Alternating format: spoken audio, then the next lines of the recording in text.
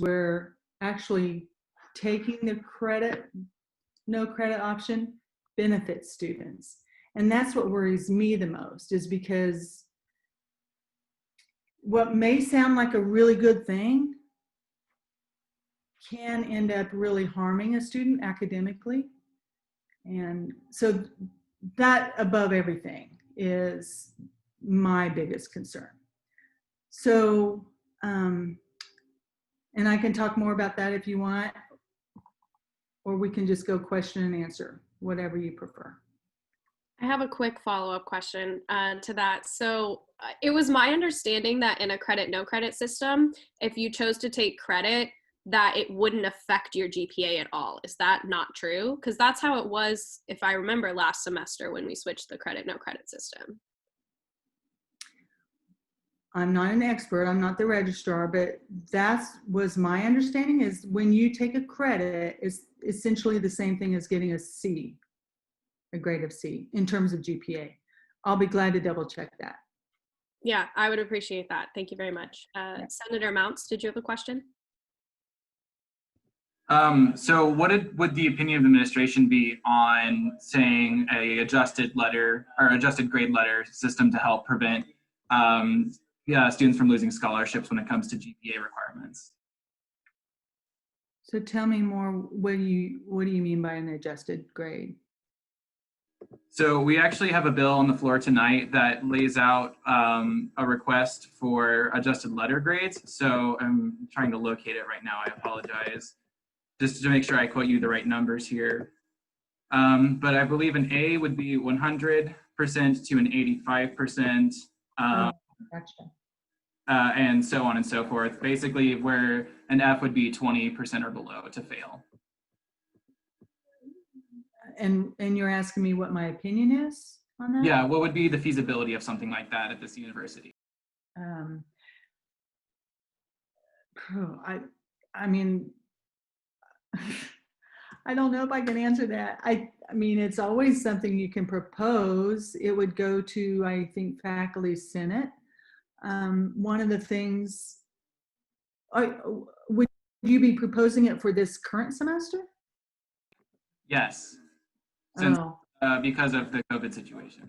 Yeah, so I think that is probably where the problem would come, because it's so far into the semester. But if you think about a faculty member and them trying to teach their class, it kind of changes how they would do, you know, because a lot of times the assignments are weighted, and so they'll put more weight on the assignments that they think have a better indication of your learning in a class. But I mean, I don't know if I can, honestly, I don't know if I can answer your question, because I'm not the one that would make that decision. And so I'm just seeing in the chat, Faculty Senate President Alex Sternfield Dunn is here. Can he address that? Yeah, absolutely. Dr. Sternfield Dunn, you can go ahead and add to that. Thank you very much. I appreciate it. I can speak to that directly, because essentially faculty members have what's called academic freedom. And academic freedom is what allows us to set our grade curves and things like that. And it's what allows us to weight certain assignments to be certain things. And so that would be to mandate, if the administration were to mandate across the board, this is what an A is, this is what a B is, that would be in direct violation to a faculty member's academic freedom. And it would not go over well, especially because you probably have had classes where some faculty say, well, 90 to 100 is an A or whatever, but I know some faculty say, well, 87% to this is considered an A. The other part and the reason this is important is because for certain courses and certain programs that have accreditation issues, and have courses that are prerequisites that lead to other courses, they don't want necessarily, if you got a 20% in a class that's a prereq for another class, or better than 25%, so you got a D in this new grading model that allowed you to go on to the next course. Well, you may set yourself up for another difficult semester because you didn't have a good enough grasp of the material. So just speaking on that, I can tell you from it would be in direct violation with the faculty member's academic freedom. Yeah, I think just to clarify that, I was one of the people who wrote the bill that's on the floor. We're asking professors to review their grading scale and make it so that it is easier for students to achieve an A, as it's much harder to learn in a virtual environment. So the idea is to ask each professor to make that decision for their class. And we included a recommended one, but it's not like, we're not asking anyone to require it, because we do understand that there is academic freedom, and we want to put that in the hands of professors for their individual classes. Well, then I think I think there's always a place to make those recommendations to faculty. Senator Smith, did you have a question? Yeah, so I was just wondering, Professor Lefevre mentioned that, the pass-fail bill could harm students more than it could benefit students, but didn't really elaborate on that. Could you please elaborate on how it could harm students? Sure. So a lot of times, students have to have a certain GPA, or they have to have a certain letter grade. So if a course is a prerequisite for a subsequent course, I know there are some programs that are accredited, for example, and you have to earn a B in the prerequisite in order to go on to the next course. So if you were to take the credit, no credit, you would have to end up taking that course over again. So that's one example. Sometimes if students are going, and you may not always know now that if you want to go into graduate school later on, a lot of graduate programs require letter grades for certain courses, and they require GPAs. So I think I would also, if it's okay, I'd like to talk a little bit about some of the options you do have available to you that could prevent even the need for the credit, no credit. And first of all, the first thing we always tell our students is talk to your instructor, because a lot of times instructors, they want to know if the student is struggling. And so if there's something that the instructor can do, they want to know. And so whether that might be giving you extra time on an assignment, ask if you can take an incomplete. That's always the first thing to do. And it's not unusual if a faculty member finds out that several students are struggling on a particular assignment. They need to know that. They want to know that. So that would be the first thing I would say. The other thing I would say is you also have the option of doing a late withdrawal. Every student has that. You have to do it through a petition process, so you have to file an exception for the program to consider that. But that, in essence, is the same as doing a no credit. So if it looks like you're not going to pass the class, you can withdraw. You can file an exception to request a withdrawal. So very same thing as the credit, no credit.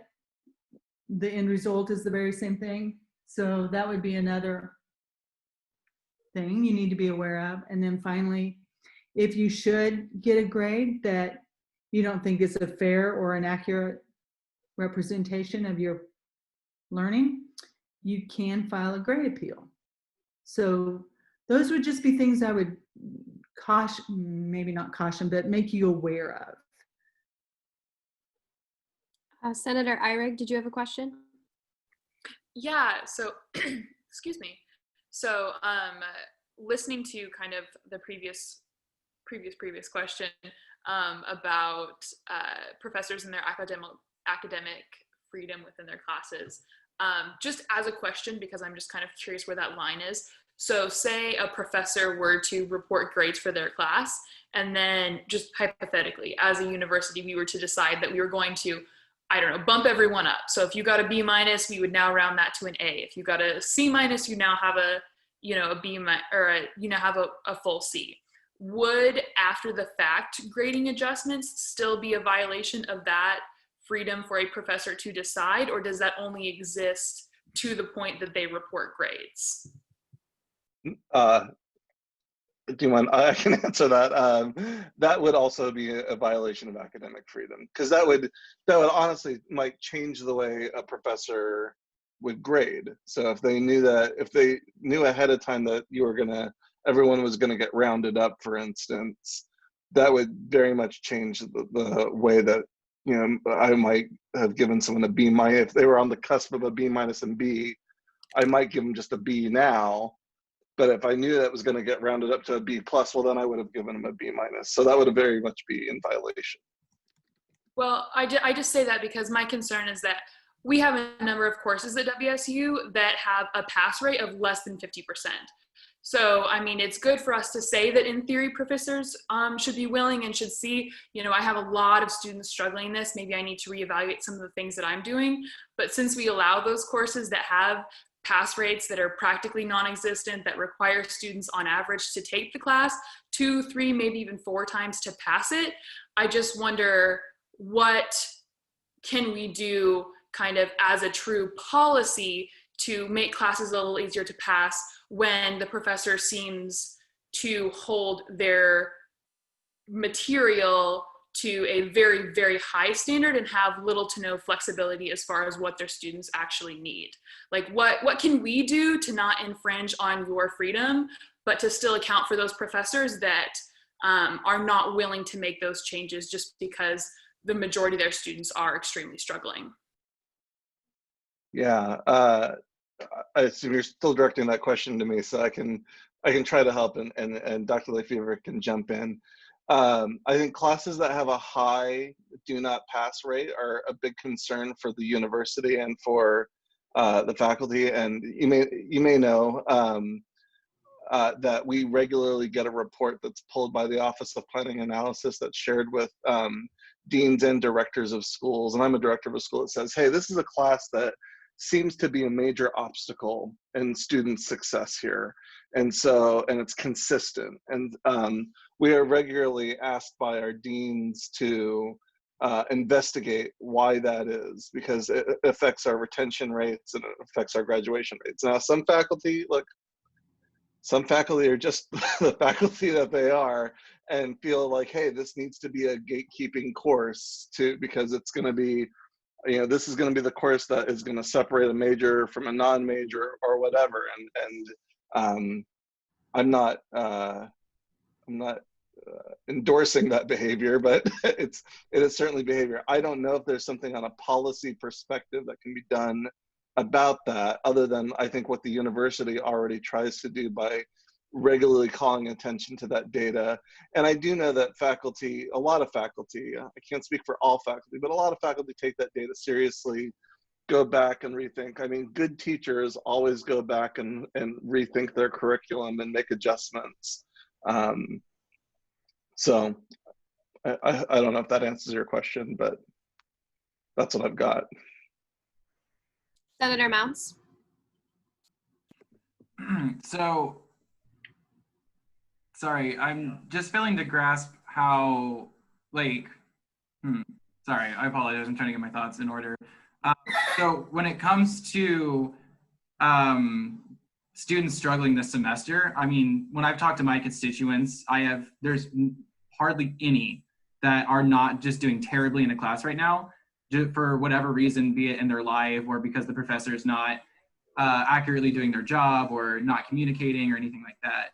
So are there current numbers, maybe based on like midterm reports, that shows the amount of students that are academically struggling like during this semester as it stands right now? Well, that's a great question. We do, it's called the First Alert system that is sent out to all faculty members at midpoint of the semester. And as a student, you would know about that if you received an email that said something to the effect, and Dr. Sternfield, you probably have better firsthand knowledge of this than me, but I think the email says something to the effect of your current grade in the course is, it may tell you what the letter grade is, but it puts you on alert. It lets you know that you probably need to go and talk to your professor about what you need to do to improve your grade.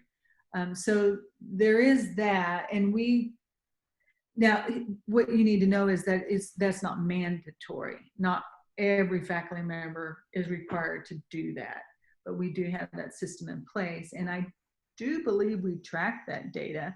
It's just, we know what percentage of faculty members use the system, and of those courses where they use the system, we know what percentage of students are not doing well. So I can get that information for you. I don't have it, but with me. Senator also, Gums. Oh, sorry. No, it's okay. I just wanted to also say, I would encourage you, if you have and obviously I'm a little defensive of faculty because, I work with them, I see all the work they're doing. So I would say, if you feel like there's a faculty member who's not doing their job appropriately or is, dropping the ball, I think there are systems in place for that that I would encourage you to use. And I think the first is talking to that faculty member. If you feel like you're getting resistance there, I think going to the department chair next and saying, hey, I'm having this issue. And then, and seeing what the resolution is there. So I just want to say, if there are faculty members who are being problematic and causing those issues, I would encourage you to reach out to their department chair, and even as a next step, a dean of that college. So just want to offer that. Senator Gums. Okay, I have two concerns. So I know earlier you mentioned that, I know earlier that you mentioned that, if students feel like they're not going to be successful in class, they can withdraw.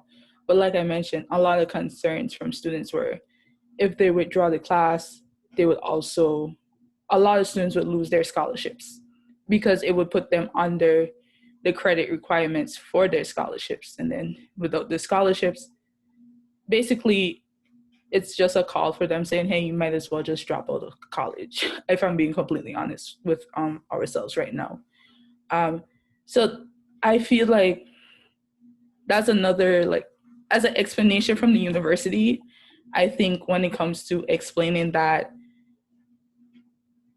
it shouldn't be done like that, it's not applicable for all students. I know it's presented like, hey, you can withdraw this class, but not everyone can withdraw certain classes. And then my actual question in regards to the same concern, I was on campus part of the semester, participated in the non-credit credit option last semester when it was implemented, and it worked out perfectly fine for a lot of people. So I am kind of confused on why it wouldn't work if we try to implement it this semester, because it did not have any implications on my GPA. At that time, when I clicked either of those options, I just didn't get the credit. It just put me slightly academically behind, which a lot of us personally feel because of the nature of what we're going on in this pandemic. And I personally also believe that what the university should consider, both administration and faculty level with students, is that even though I know it was stated that we have an idea what we're going into, a lot of us are dealing with situations that we weren't prepared for. So a lot of us have family members who had to deal with COVID, had to get extra work, extra jobs. So not everyone is able to be fully prepared of what was going on. And then my last question is three questions. My last question is regards on the faculty side. I know statements from the university again came out that faculty was trained to deal with classes being online and using the facilities, but there were a lot of members of faculty, especially GTAs, who mentioned they had some type of training, but it completely did not prepare them for this. So my question on that part is since we've seen that, hey, teachers are not ready for this virtual type of learning, at least going into next semester, how can we help the faculty better themselves, presenting their content, their thing, online. So it would be able to, you know, at least make next semester better than what it is this semester. Because at the end of the day, I know a lot of admin and faculty are defensive of faculty, rightfully so. But if they're not able to do better, then we can't do better. And then we're gonna have this conversation again coming up when everyone grades finally come in and everybody realize, hey, I'm failing again at the end of next semester. That's just my couple questions. So I'm going to answer them in reverse order. So what are we doing to help faculty acquire the skills to teach in online settings? We have an office called Instructional IDA. We have an office that provides instructional support for faculty, and they have been working honestly around the clock. Any faculty member who reaches out and wants instructional support, they have that available to them. And it's everything from, I mean, there is not a topic that cannot be addressed by that office. And they're very prompt in their support that they provide. And Dr. Sternfield Dunn, if I'm misrepresenting that, please let me know. But the feedback I've received is that they've been very responsive to the needs of the faculty. So I think we are trying to get those supports in place for faculty. Well, I've lost your second question, but the first question was the no credit option not hurting on GPA. So you're technically correct. If you take no credit, it doesn't hurt your GPA, you just don't get the credit. Whereas if you were taking a letter grade and you ended up getting a D, that could impact your GPA. So if I wasn't clear on that, I was kind of thinking about it on the other end, because the highest GPA that she can earn is a 2.0, which I think some of you asked. I'm going to verify that and make sure that's accurate. I do believe that Senator Majors found the language from last year that explains how the credit no credit system works. So Senator Majors, if you want to share that, go ahead. Yeah, so I went to see what I could find, and Shocker Blast on April 17th of 2020 kind of went into what the no credit option would look like. And from the president, it was, today I'm announcing an option for students to adjust grades on a per class basis from the assigned letter grade to a credit non-credit option for undergraduate students and satisfactory unsatisfactory option for graduate students. These options for undergraduate and graduate students will provide a grading option that will not impact GPA calculation in any way. So I don't think that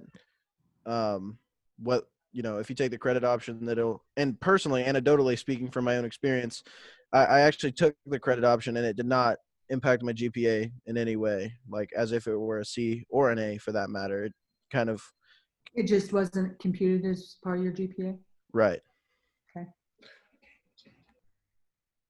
Does that change the administration's view of credit, no credit, understanding that with what was in place last semester, that it just doesn't affect student GPA and there's no way to hurt a student's GPA if they choose the credit, no credit option?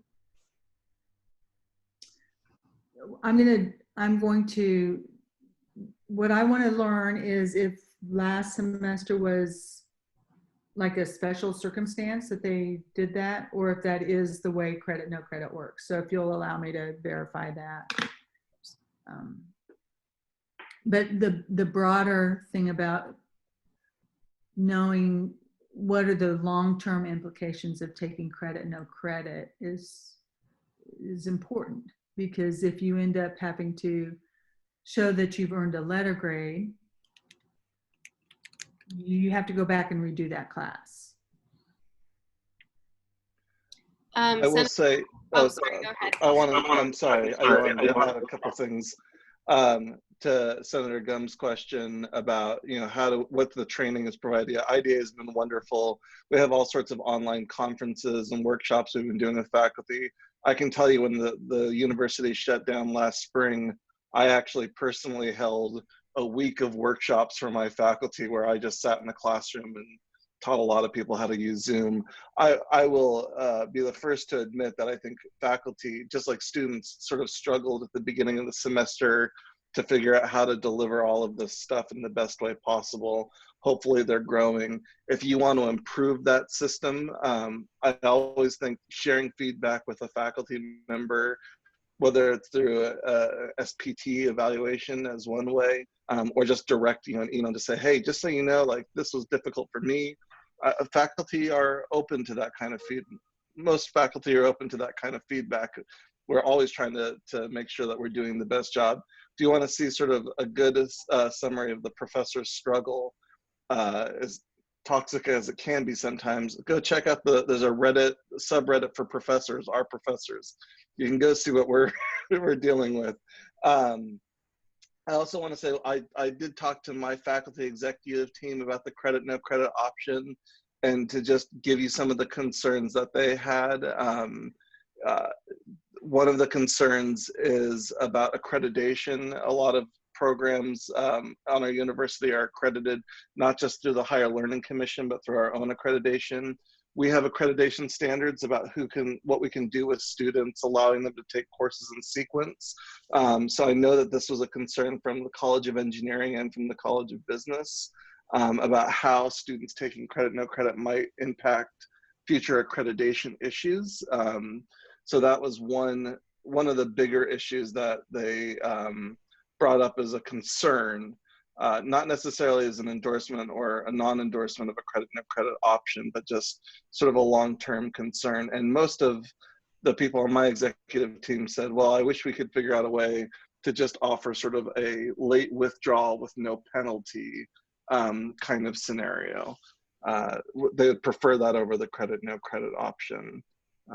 So just to share you some feedback that was received from the Senate executive team. Senator Minor? So I just had a couple comments and questions kind of on just some of the comments that you've made on why like the pass-fail option may not be like feasible, and for the withdrawal process. So when you talk about concern for what pass-fail has in the future, as someone who's currently applying for graduate programs and you go look at these different schools, it's in their just information that they're taking into consideration that plenty of schools around the country are having to take this option, and many of those schools are doing it for their own students. Also, the concern that pass-fail won't necessarily work for everyone, and granted you said it's not necessarily an endorsement or a non-endorsement for it, is still it's an option to help the most amount of people. I mean, unless someone comes up, I guess, with a better option. And as for the withdrawal process, the late withdrawal process, when you look at it, I mean, is there any reason, for students to even believe that the people who review those would take into consideration the fact that, I'm struggling in an online class simply because I've been forced to take this online class relative to COVID? I may not have a medical emergency, I may not have a family emergency, and it's nothing more than I'm not an online learner. I didn't really have any options but to take this class. So if you're asking what is the likelihood that the exceptions committee would approve that, I mean, my experience is that, so the way that works, there's a committee made up of faculty, and they review every single request for an exception. And my experience with that group is that they're very fair. I mean, they understand the implications of that decision. And the committee is made up of faculty from across the university. So it wouldn't necessarily be everyone from the College of Engineering. I mean, there's representatives from all colleges.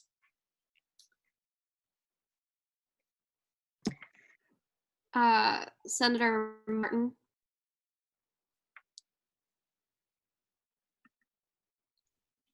So I actually have I have some questions and some comments.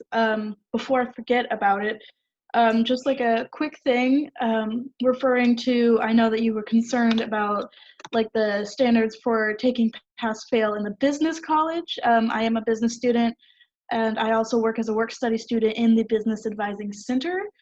And I know that one thing that definitely happened last semester. I can't speak for any advisors now, and I'm not speaking on their behalf at all.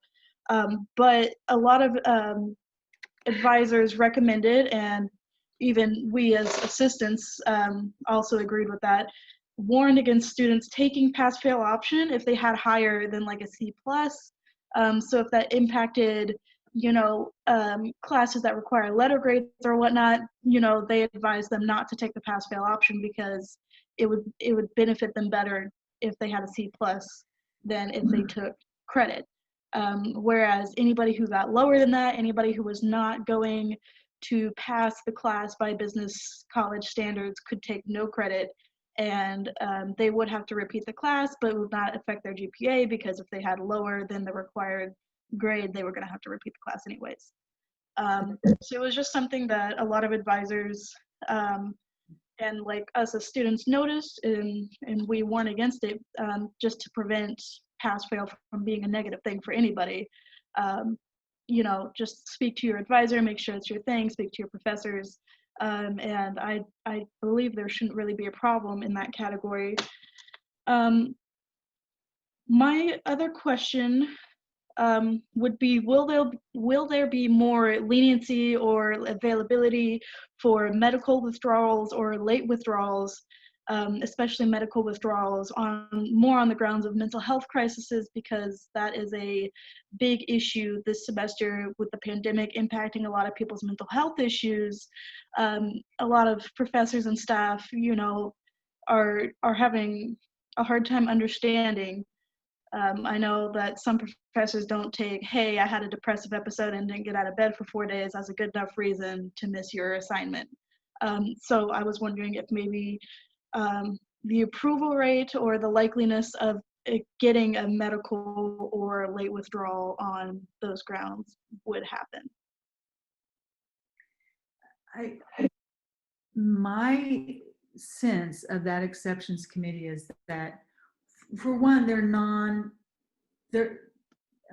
they're objective, right? So they don't even represent that degree program that the student is coming from, not necessarily anyway. And so my sense of that group is that they're very thorough. They weigh each case on the merits that are brought to them.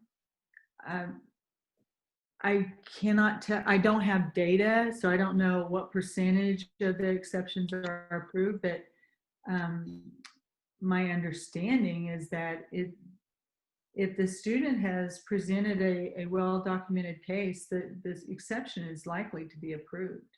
But I mean, I don't know what the percentage is, so I don't want to say 100% because I don't know what the percentage is.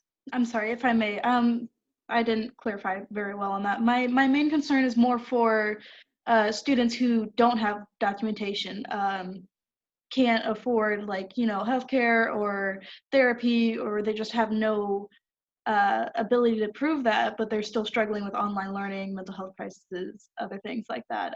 Would that be seen as a good enough reason to have a late withdrawal? Well, again, I mean, my sense is they listen to every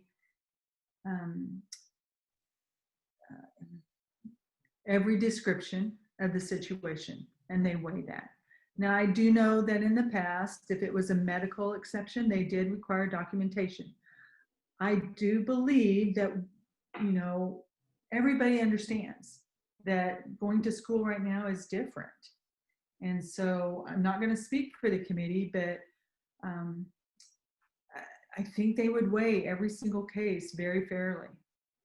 I would also say, though, I hope that we're trying very hard to get information out to our students that if you cannot afford for mental health and getting the care that you need, to let instructors or success coaches in your colleges know, because we want to be able to help. I do believe that Senator Thompson serves as the student representative on the exceptions committee. So Senator Thompson, if you wanted to weigh in on any of this, I don't know how much involvement you've had with that committee yet, but if you do have anything to add, that would be really insightful. So we have only had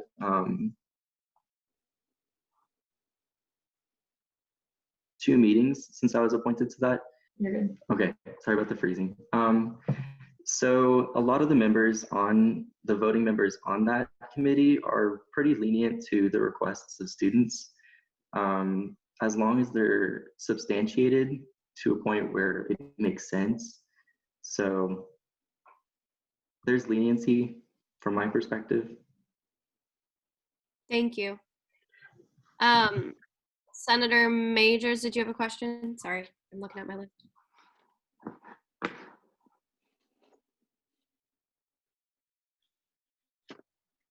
Sorry, there's apparently a band in my house right now. So the question that I had was, is this supposed to be directed towards Senator Thompson? Because it's not. No. Okay, sorry. So my question was first for the interim vice president. If I'm getting your title right, if I'm not getting your title right, I apologize. First was if we were taking into consideration that this would be an opt-in program, so students that were concerned with this negatively affecting their credits or how graduate schools would look favorably upon them, then they could opt out of the program. And then I don't know if the president of the faculty senate is still present, but I was also going to ask if professors saw those same negative accreditation effects last semester when we implemented the credit and no credit option.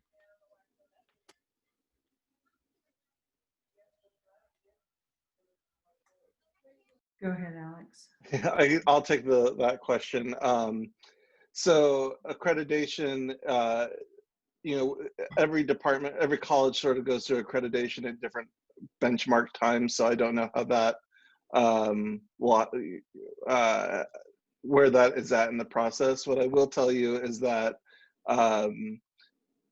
I do know that many advisors met with the students to talk about when they should not take a credit, no credit as far as licensure goes, issues like licensure, what the graduate school would consider and those things. And I do know students who fell behind academically because they chose a credit or no credit option. They had to retake a course, or that course didn't allow them to take the next course in the sequence. So I do know that happened. I can't speak to accreditation issues. I also would say that I do know, because I'm in a school that is accredited, our accrediting body sent out communication that was pretty clear that last semester it was sort of a lot of leniency and free-for-alls, if you will, about how things would be handled. And I will tell you that this semester, the communications that I have received has sort of been, and we're back. And now, we may give a lot of leeway for last semester because everything shut down in the middle. You've had a summer to plan. Yes, things are different, but now we need you to make plans on how you're going to make these accreditation goals. So I can tell you, just from my personal experience, my accrediting agency did say, hey, you're going to have to figure out how to make these things work in a new sort of scenario, working with us. So I can answer that part of the question. And would you repeat the first part of your question? I'm not sure I know what your question was. So I just didn't know if the administration was considering that, or you specifically were considering that if we were to do the credit, no credit option, it would be opt-in. So if a student, if there were concerns regarding, the negative impacts that could possibly spur from the credit and no credit option, they could simply opt out on, a personal basis. Oh, because I think that's how they did it in the spring, if I recall. Yeah. I would assume if they decided to do it again, they would use the same protocols. I do know that the last time that, when we did it that last semester, it was much earlier in the semester. So that's a factor in all of this as well. So we're going to take these last 4 questions and then we're going to move on because we do have other things that we have to get to today. So Senator Mounts, please go ahead. And do remember, you have to ask permission to ask follow-up questions or more than one question. You do have to ask permission from the speaker in order to do that. So with that, Senator Mounts, go ahead. So the main thing I am hearing from this conversation is that students have a choice in between these options. Whether they know about it or not, I'm not really sure of. But it is hinging on this, like, well, they might vote, to let you to withdraw early, or you might be able to do this. And it all hinges on the decision of other people. And I think the most important thing that we have to recognize is that the students are the ones that are going to be affected by this decision the most. And I feel like they're the ones who know what they need to do. So when the administration comes out and tells us, like, these are our options, but they're not good options, we are unable to trust, like, these processes. So my question to both of you is, how are you going to gain the trust of students who clearly don't trust the administration right now to deal with these issues?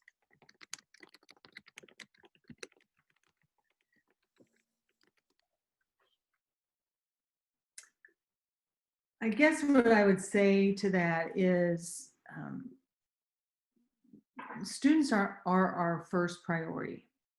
And we do want what is best for each one of you. And I'm just going to speak for myself. It's my belief that the best thing that a student can do right now is to make sure they're communicating with their instructor. That's the very best thing you can do. And depending on what happens with that conversation, if you as a student are still not satisfied with the outcome of that conversation, then go and talk to the department chair. If you feel like it's not a fair situation, let the department chair know. But number one, the instructor.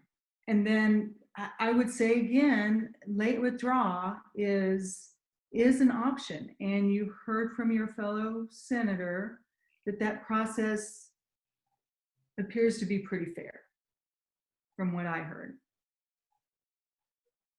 So I have a fairly quick question and you can just answer if you know. If you don't, that's okay.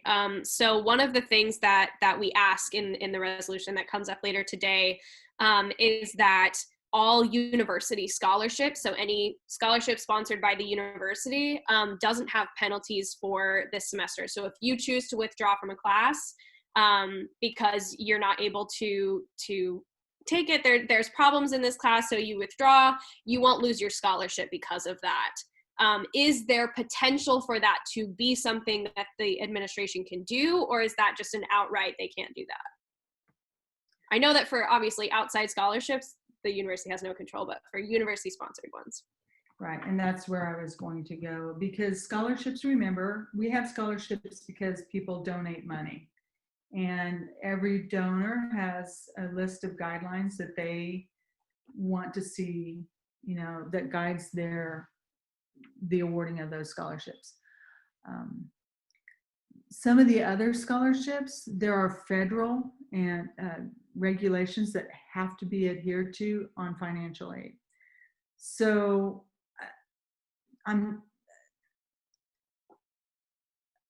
again, my experience with financial aid is they bend over backwards with students. This would be no different. If there's a way for a student to keep a scholarship, they will find that way and they will work with that student. So always it's best to be proactive though. If you see yourself being in a situation where you think that might happen, go and talk to the financial aid office. And sometimes they know about scholarships that that may not have the same kinds of guidelines. So individual colleges sometimes have like emergency funds or things like that that can help a student. So that's always the first course of action. Make sure you're talking to your financial aid advisors. Senator Tubak, go ahead. Hi, is this working? Yes. Okay, I wasn't sure. I haven't used this before. So I guess my question is along the lines of, I feel like we're looking for a mitigating circumstance this semester that for some reason we feel like is lacking that we had in the spring semester, which I understand the spring semester we got cut short and it was really out of the blue. But I think the suggestion that students, quote unquote, knew what they were getting into when they signed up for the semester is a bit out of reach. And I think it frustrated quite a few people hearing that kind of perspective. Especially because for most students, we didn't know if we were hybrid, online, or in person until a day or so before classes started. A lot of students didn't know how they would do with online classes. Personally, I'd never taken them before, so I wasn't sure. I now know they're not my favorite thing. But I think that's an experience that a lot of students have shared. I mean, there's been a lot of outside stressors, and I just don't understand, I think, and I don't think a lot of students understand why we could take this action to give them these options last semester, or sorry, in the spring semester, and we're really hesitant to give those same options this semester. I feel like we're looking for a circumstance that is somehow been factored in as absent this semester, which a lot of students feel is not true. So I guess my question would be, what would you say to a student who feels that they should get the chance or the opportunity to choose pass fail or choose credit no credit because they felt that they did not quote unquote know what they were getting into this semester? Yeah. So I think what the intent behind that sentence was that last spring we were well into the semester when COVID hit, and so everybody had to pivot within a matter of, I think it was 2 weeks. And so that was what the intent of that statement was, is that nobody could have foreseen that that semester was going to unfold the way it did. Whereas this current semester, we all knew going in that we were in the middle of a pandemic and it was going to require, learning situations that were not typical. So that's really what was meant by that statement. And your second question was? Go ahead, Senator Tubak. I guess if I may, the second question is just what is, I understand what's different this semester in optically, but what would you say to a student that feels like the previous semester and this semester are no different to them? Yeah, well, I guess what I wanted to say about that is really it had everything to do with the lack of being able to foresee the semester and how the instructional learning would have to unfold. So whereas this time when we started, we had all summer where faculty and students were weighing decisions about how many credits should I take. And I completely understand that a lot of students didn't know if their course was going to be in person, hybrid, or online. We tried to get that word out as quickly as we could. I would just add to that I think that I think the credit no credit option that was presented last year was because there was this sort of sudden upending, right? That sent everybody home. people were shut down, faculty had to figure out how to transition all this material online, and we all sort of accepted that the rest of that semester was going to be really rough. I think the wording from the communications that you knew what you were getting, maybe it was poorly chosen, poorly aggressive, and unreasonable. But I do think that faculty tried to set expectations as early as they could. I also recognize there are graduate students who weren't able to get into that, who are going to be teaching, who had some turnover issues there as well. But we tried to communicate that some part of our courses would be virtual, some parts would be face-to-face. And I hope that was communicated as clearly as it could be. I also know that there were faculty who got here with the full intention of teaching in person and then saw the sort of situation on the ground and went, you know what, this isn't going to be safe. And so to protect the students, to protect myself, we are going to move to a more fully virtual setting. I also, I know that the administration has put into place a situation now for the spring that faculty are being asked to make it much clearer as to how that is exactly going to look. About, you know, this is what the percentage is going to be in person, this is the percentage that's going to be virtual, excuse me. And so the spring semester can have more information. There's parts where there are notes that faculty can express those kind of ideas and opinions. So, I mean, I think we all knew that this semester was going to provide some challenges, but the goal for all faculty was to continue to deliver consistent curriculum throughout the whole semester and not have to disrupt the flow of teaching in any way. So I would just offer that. I don't know that it's helpful, but I'll offer that. Senator Thompson, go ahead.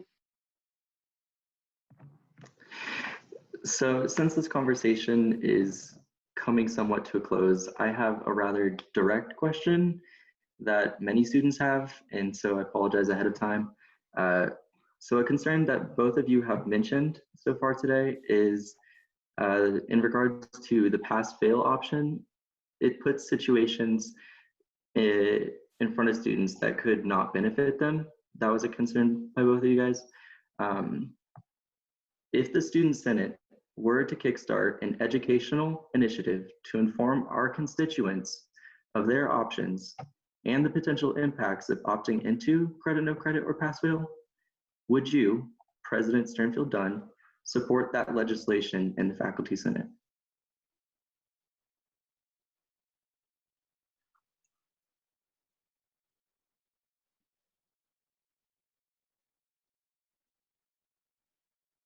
It's a good question. I think it would be certainly worth a discussion with the Faculty Senate and the executive team.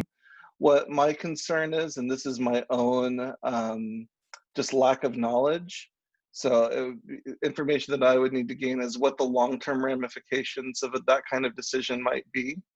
But I mean, yeah, I mean, I'm certainly open to discussion with the Senate about it. Senator Minor.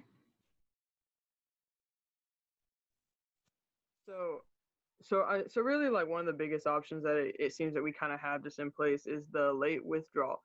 Now, given that, like, we've had this conversation and, you know, we do our best to inform people that this is an option, is there any concern that that system will be overloaded by the amount of people who will all of a sudden need to take the late withdrawal option? So, like, when you decide, you know, when you consider whether or not we should have pass fail, you know, is that part of the consideration that there's just too many people who are going to go through that late withdrawal option? Would it not just be easier and maybe better to have the pass fail option? I mean, I don't think it's a question of workload. I think the registrar, everyone is if there's a sudden influx of late withdrawal applications, the exceptions committee would review those. So I don't think that's the question in front of them. Right. Thank you very much, Dr. Lefevre and Dr. Sternfeld-Dunn, for coming to speak with us today. I think it was a really informative meeting for everyone involved. So thank you very much.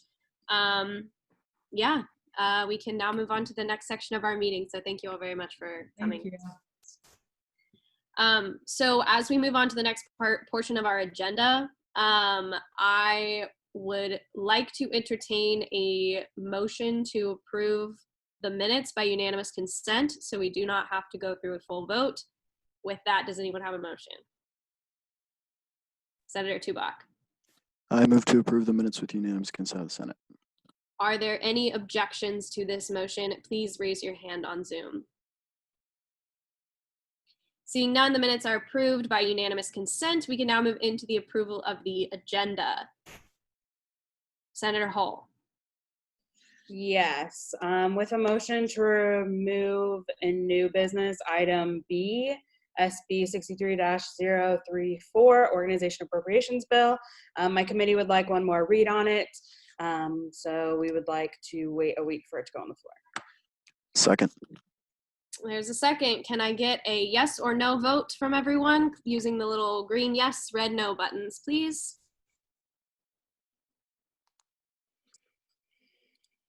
The quicker you respond, the quicker we get to move on. I will wait for all 52 of us to vote. So there are quite a few people who still need to vote. You do so by clicking participants, and then there's going to be a green yes and a red no button.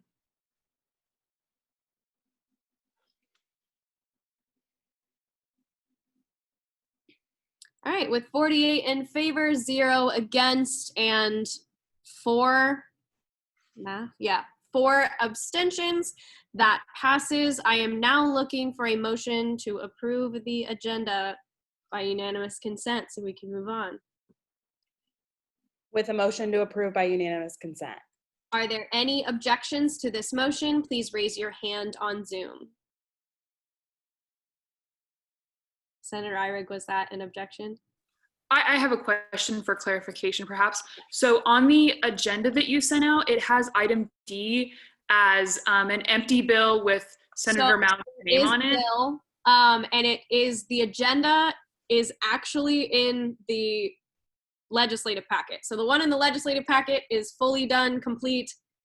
That was my bad on sending the wrong version on the just agenda page, but the one in the legislative packet is correct, fully done. Then I do not have an objection. Just Okay. wanted that clarification. Yes, so with that, the agenda is approved. There is nothing in the consent agenda, so we can move into unfinished business. Item A, the clerk will read. Item A is SB 63-077, creation of a Senate lobbying process, introduced by Senator Ella Perkins and Senator Ella Bryn Eyrig for themselves. The objective is the Committee on Government Relations is authorized by Article 1, Chapter 7, Section 14.2 to advocate and lobby for the fulfillment of students' interests at the local, state, and federal levels of government. It is the interest of the Senate that there is a thoroughly outlined Senate lobbying process in order to prevent possible abuse of this power. This is referred to Committee of Whole for Rules and Administration with the recommendation to pass, but requires now simple majority. Are there any last minute questions before we move into debate and vote? Great, so we can now move into the debate period on this item. Is there anyone who would like to speak in affirmation of this bill? Is there anyone who would like to speak in negation of this bill? Great, seeing none, we can now move into the voting period on this item. If you can get out your iClicker apps and go ahead and cast your votes.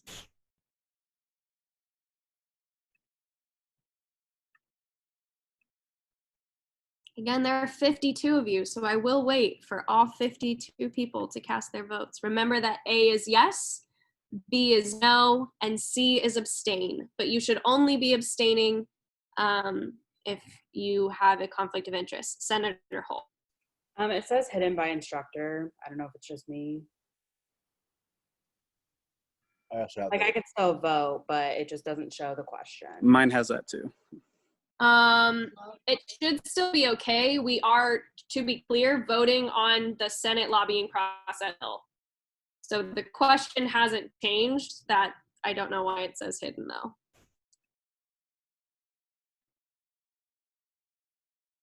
Still waiting for about 12 people to vote. If you are having problems with iClicker, please let me know privately in the chat what your vote is.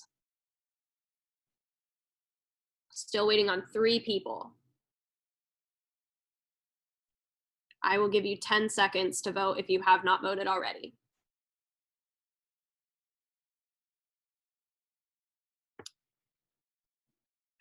All right.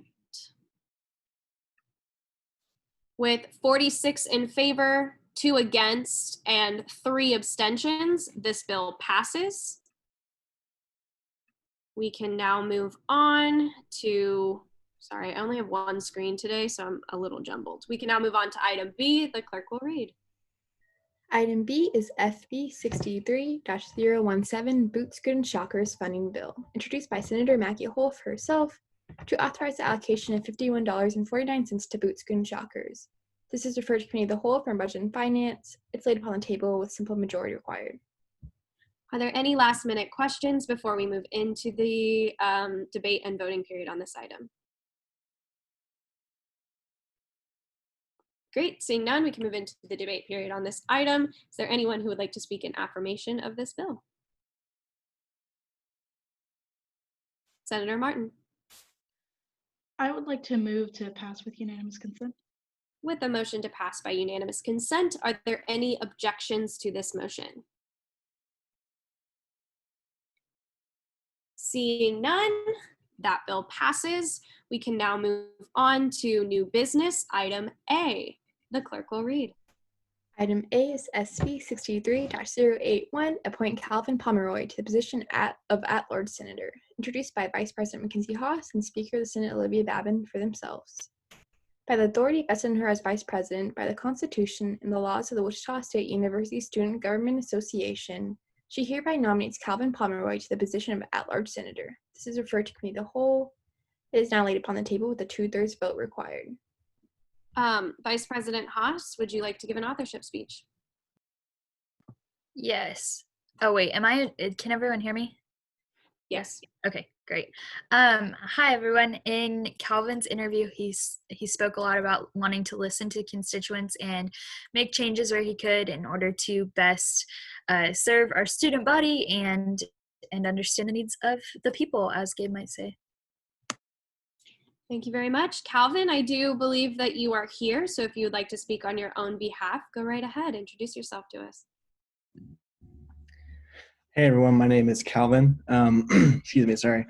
I have tonsillitis, so it's not been the best speaking week, but I'm a psychology major. I'm a senior. I'm going to graduate this May. So I was born and raised in Wichita, and I currently work with adults who have intellectual disabilities, and when I graduate, I'll continue working for them. And I really wanted to join Student Senate, as I was obviously born and raised here. I've seen that WSU is the most diverse college on campus, and I've seen that also Wichita is full of a lot of inequality. But with that, there's also a lot of opportunity for growth, and there's a lot of opportunity for use economic and educational opportunities for everybody. But those opportunities are not always equally accessible and enjoyed by all. And so that should be, I guess, my goal, and I guess the goal of what I would hope for the Senate would be that we're not leaving anyone behind.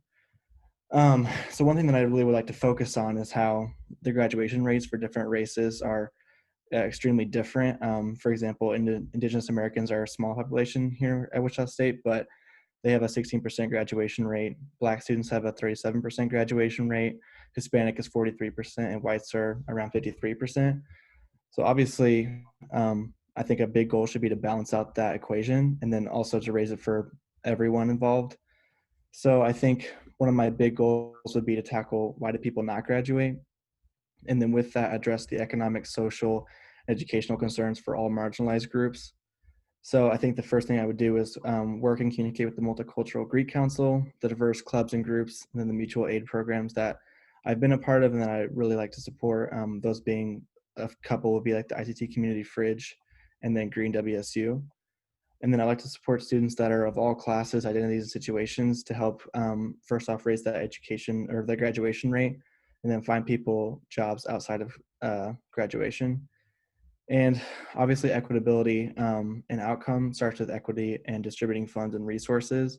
So obviously being a senator, that'd be one of my big jobs, and that's something that I would like to take a big focus on. And then I really want to celebrate what makes WSU special, and that would be diversity. So that I think starts with equity and then ends with us celebrating what makes everyone special and unique, and that's just who we are. And so that's, I think, one of my big goals. So hey, everyone. Thank you, Calvin. I have a question for you. So I pick who's on which committee, and I had never known anything about you, but after hearing you speak, it sounds like you'd be interested in being in the Diversity, Empowerment, Inclusion Committee. Would you like to be on that committee? I had you on Government Relations, so I'll let you make that choice for yourself, which committee you'd like to be on. That sounds great. Yeah, I'd love to. Thank you. On DEI? Yeah, that'd be awesome. Okay, so then that can just be considered an amendment because I'm one of the authors. So Calvin will be on the Diversity, Empowerment, Inclusion Committee instead of Government Relations. With that, are there any questions for the nominee?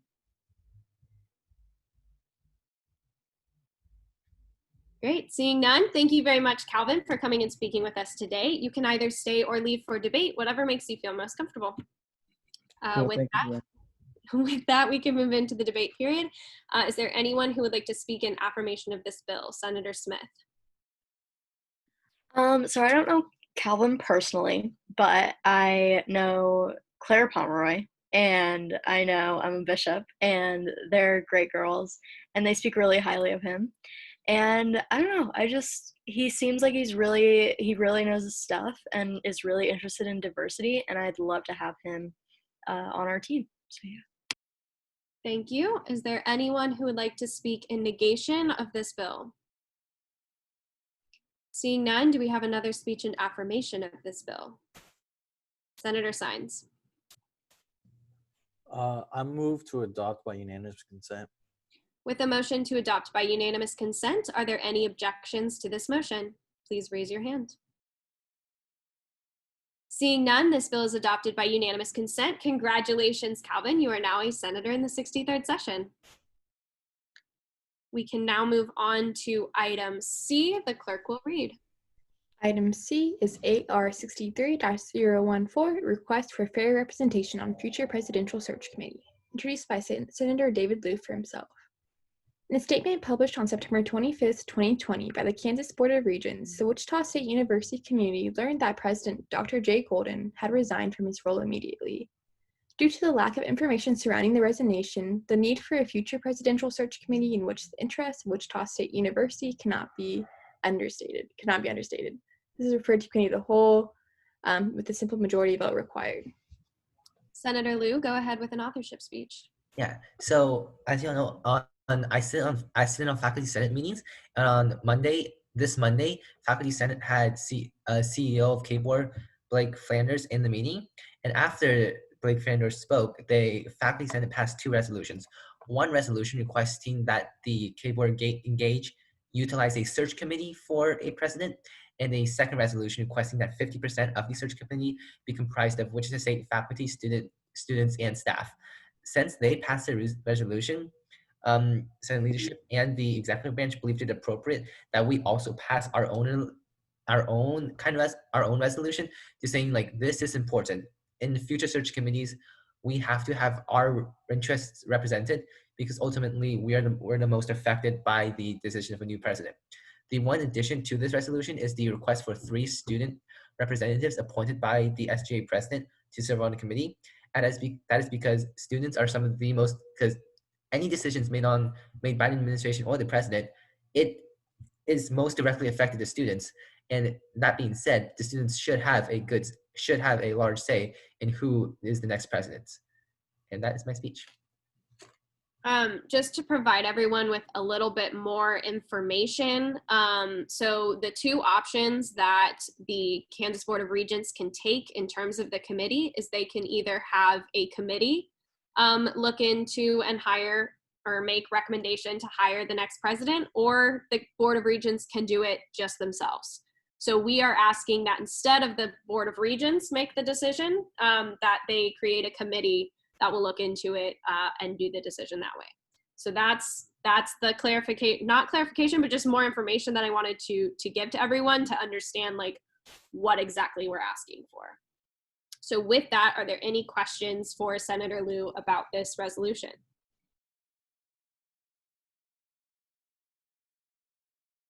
Okay, seeing none, this is a resolution, so we can move into the debate period on this item. Is there anyone who would like to speak in affirmation of this resolution? Seeing none, is there anyone who would like to speak in negation of this resolution? Okay, seeing none, we can move into the debate period, and hopefully I won't mess up the thing again.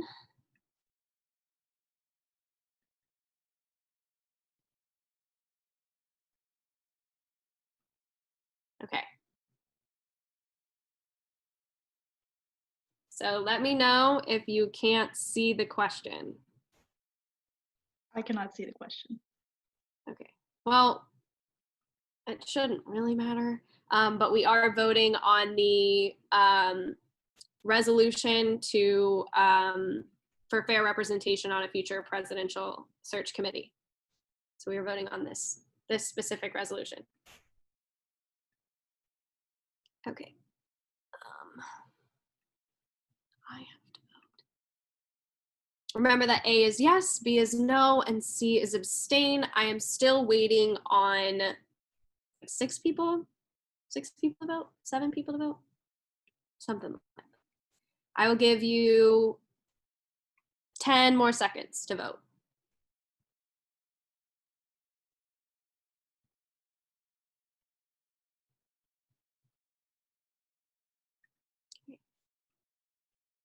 With 47 in favor, 1 against, and 4 abstentions, this bill or this resolution passes. We can now move on to the item D. The clerk will read. Item D is AR 63-015, resolution to request a reevaluation of academic success for the fall 2020 semester. Introduced by Vice President Mackenzie Haas, President Richard Kahn, Speaker Olivia Babin, and Senator Aaron Mounts for themselves. The COVID-19 pandemic is still happening and affecting Wichita State students. The resolution asks the university administration to provide students with better opportunities for success during these unprecedented times. This is to refer to committee of the whole with a simple majority vote required. Vice President Haas, go ahead with an authorship speech. Yeah, so this resolution really stemmed from, obviously, you all know what's been going on over Twitter and just the acknowledgement that like students are struggling right now. And so what can we do, if anything, to help out students and make the end of this semester a little bit smoother of a transition for everyone? Beyond that, I think it's important to consider some different routes that we can take, even if pass-fail isn't an option for students this semester. What can we do to protect scholarships and make sure that we are giving as many options as possible and advocating for as many options as possible to make things easier on students? So that's what I have to add. Olivia, if you have anything. Yeah, I think that, obviously with our conversations that we had today, there are some things in this that are not likely that the university administration do. But I think it's important that we keep these things in there, specifically talking about potential for scholarships and all of these different kinds of things, because we want the university to consider them and show that these are things that students need and things that students support. So even if we're not sure that the university is going to do it, it's still important for us to ask for these things and kind of force the administration to make comments on this, to engage with students and engage with our population about these different kinds of things. President Kahn, I know that you are here as well. Do you have anything that you would like to add?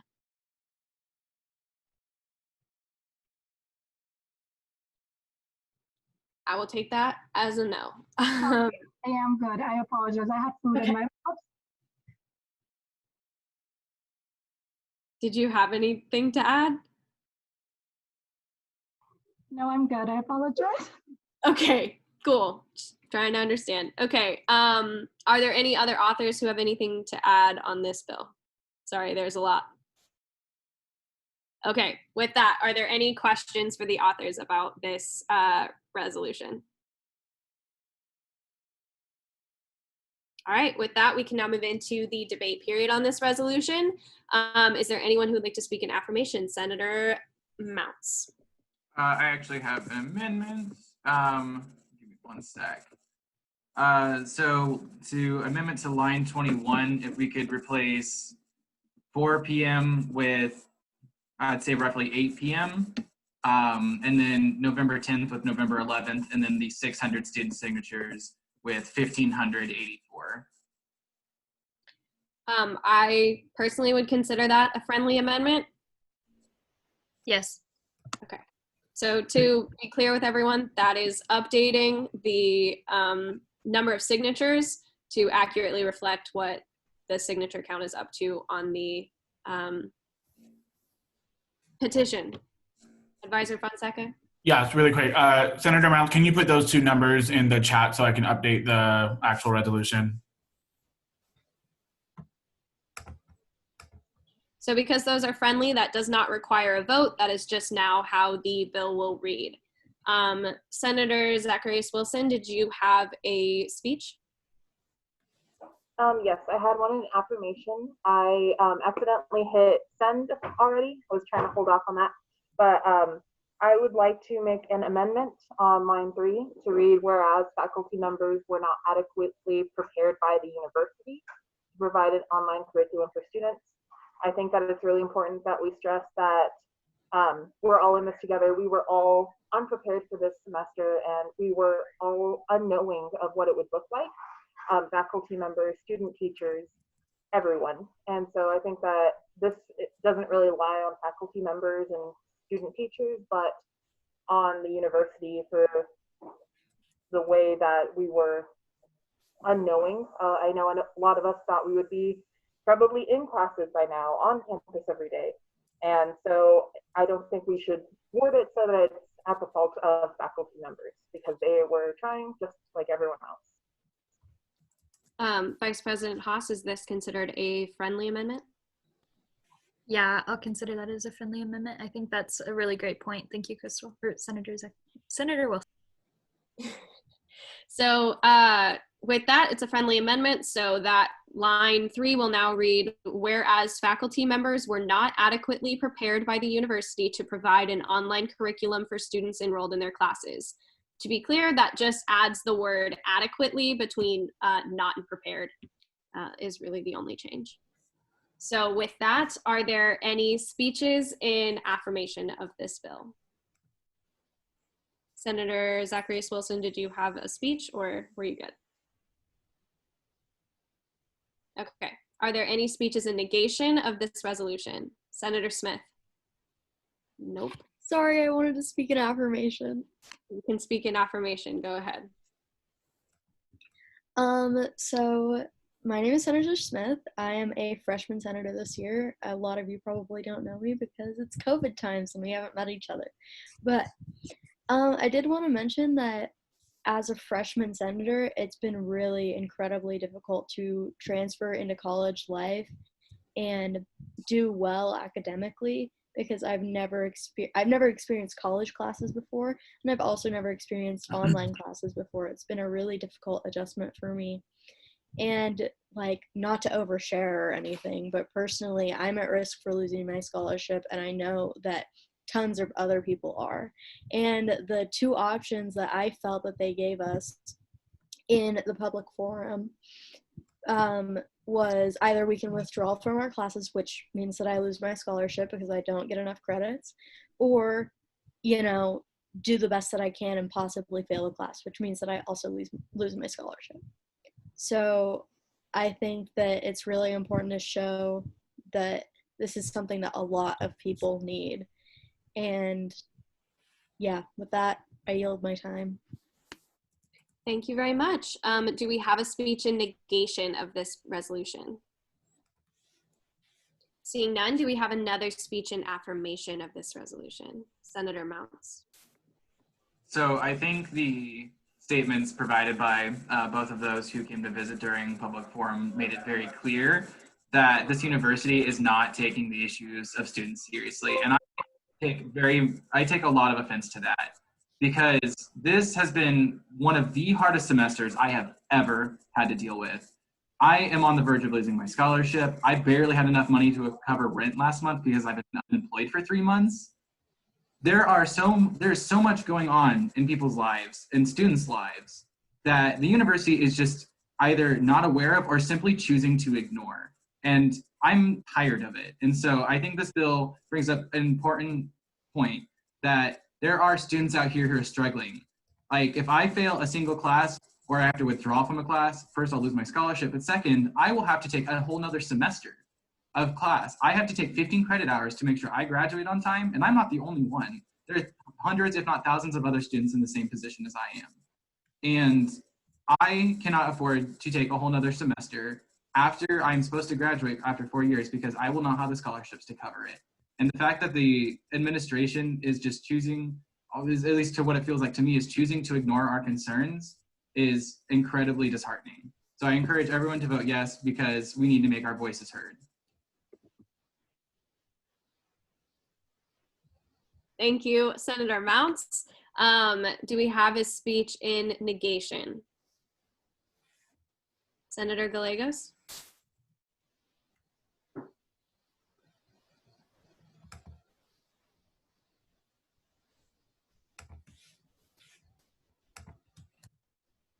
Senator Gallegos?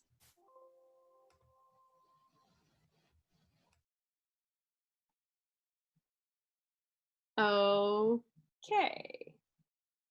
I can't hear you. Okay, Senator Zacharias Wilson, go ahead. I'm seeking an affirmation, correct? Yeah. Okay. So I do want to actually make another amendment to add in line 38, be it further resolved that the 63rd session of the Senate strongly recommend that faculty members do not penalize late work or assignments from students in their classes. This way, it's another thing that if they decide they don't want to do the grade scale, they don't want to do the pass fail, then there's another thing that could possibly help students where they're not penalized for their late work. Because everything's been stressful. I know I've missed many deadlines because I just like mix up my days. I don't know what day it is. I had to pull a long shift at work to pay for all of the debt I put on my credit card during the beginning of the pandemic when I became unemployed. So there's a lot of stuff, a lot of reasons why students are not on top of their work like they would be if everything was in person. And so I think that adding this possibly could help more students. Senator Zacharias Wilson, can you put that in the chat, please? Yes. Thank you. Vice President Haas, is this a friendly amendment? That's a friendly amendment. All right, so this is a friendly amendment. It will add in line 38, be it further resolved that the 63rd session of the Student Senate strongly recommend that faculty members do not penalize late work and assignments from students in their classes. Very nice. Good work. Senator Martin. I'm speaking in affirmation, correct? Yes. Right. So I fully support this bill, and mostly because I am just one of the people that this would greatly affect. I am struggling heavily, and short of treating my professors like therapists and telling them every little thing that has been going wrong in my life, which they do not have the time nor the emotional bandwidth to deal with. I can't update a professor every time and explain to them I missed a deadline because, I got a flat tire and it's exhausting, and it's too much to expect of both students and professors to do. Professors, and I understand and I applaud the professors, which I have 2 of this semester, who completely work with me and understand and don't put too many expectations on their students, but there are some professors who are still acting as if COVID is not happening. There are some excuses, some reasons for missing deadlines or not meeting expectations that would not have flown post or pre-COVID that are completely valid this semester. And I feel like a lot of those are not being heard. Greatest example I can think of is I did have to drop a class because a professor did not accept technology issues as a reason for me not turning in my paper at exactly 11:59, which is frustrating because I was not aware that there was an issue, and I'm not the only one who has had those sort of things. There are also professors who have extremely strict, no late work policies, which I think, given the current environment, is extremely just unflexible and unfair to students. So I'm so sorry, I completely lost my train of thought mid-sentence. I'm going to yield my time just because I cannot remember the rest of my sentence. And I thoroughly encourage everybody to vote yes. Thank you. Do we have a speech in negation? If your speech is in negation, you can like flash your hand so that I know that. I know a lot of people's hands are up. Okay. With that, Senator Dial, is your speech in negation? No? Yes? Maybe? Yeah, it is. Okay, go. Sorry. So personally, I feel that this is really late in the semester to be asking for this, and we're asking for a lot. I think that leeway should be given, and I sympathize with each and every one of you. I really do feel for you. But I think that if we pass this, and I know it probably will just by hearing everyone's concerns, but I will be personally voting against it because I think it puts our institution and the degrees that WSU gives out at a lesser value if we do it without KU, K-State, some of the other larger institutions in Kansas doing it, because we already have higher plus minus scales than them. So I know, like, for the pre-med, for me, it's 90 to 100 at KU for a lot of their chemistry and biology courses. And for me, it's like 95 for an A. And I think that's just our way of competing with them. And I don't want to put that at risk. So I will be voting against it. Thank you, Senator Dial. Do we have a speech in affirmation? Senator Sahel? Nothing. No, you're good? Okay. Senator Majors?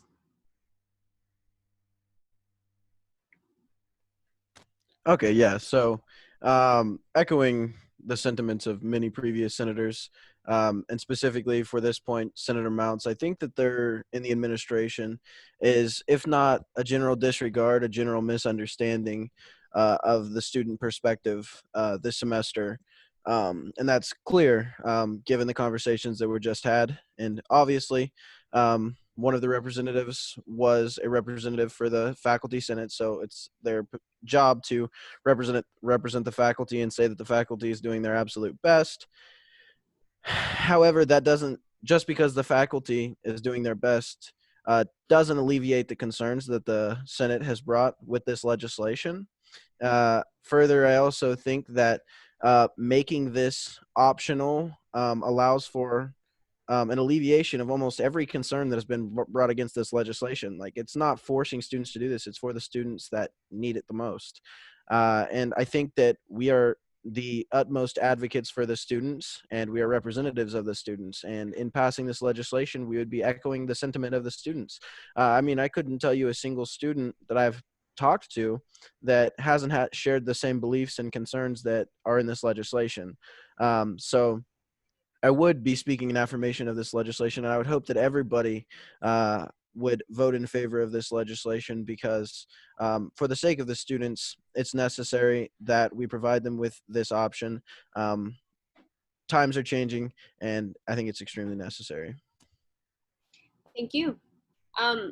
Because I am confused, and I probably will be, I'm just going to let people give their speeches in the order that you raised your hand, Just when you give your speech at the beginning, please say if it is in affirmation or in negation. So with that, Senator Spencer. Okay, affirmation. So I will be voting in favor because I am very passionate about this topic, and I know many fellow senators are as well. I think it's absolutely appalling that the WSU faculty and administration was not prepared with adequate information for students tonight. And when they were forced with questions, like if they would back students, they simply did not choose to answer. That should be concerning for all of us, as well as just like, I have not met a single person that has not been affected by this pandemic, and me in particular, I have as well. And just so many things that have to do with like jobs and mental health, those are so important. And for us to just not accommodate to the majority of what would be beneficial for students is like something that I don't think should be an option. And to go like, I mean, just kind of to address like the timeline. I mean, we didn't have very like long last semester to like, decide about the pass fail issue either. And so I don't think really time is necessarily something that should be taken into account at all, because it is something that is going to affect students and going to affect grades, GPA, et cetera, lives. And so I think that for us to use that as an excuse not to do what is for the best of interest for students is just not, in my personal opinion, it's not good enough. So I would encourage you all to vote in favor and to keep in mind not only yourselves, but for every single WSU student. Thank you. Senator Lerma. This is also a speech in, is it affirmation? Yes. Okay, thank you. Along with me, like, I can be personal and be like, hey, this semester I had so much shit going on, and excuse me for using that that word. But mainly, like, I entered school, my grandma passed away, I got in a car wreck. There's just a lot of things that affected, had made me go on pause for a second, and affected my academic work. So I know along with my constituents as well, they would just appreciate having more than just a no option, and maybe a yes option, where they can have more of a choice on how to determine their academic life and career. So just that they can have more of a say, because I also think there was a lack of just affirmations in that their support to the students. I feel like I just heard that they're more for them, for the university, and they're not really here for the students. And I really do believe that this bill will be for the students, because that's what we're here for. So I would be voting affirmation. Thank you. I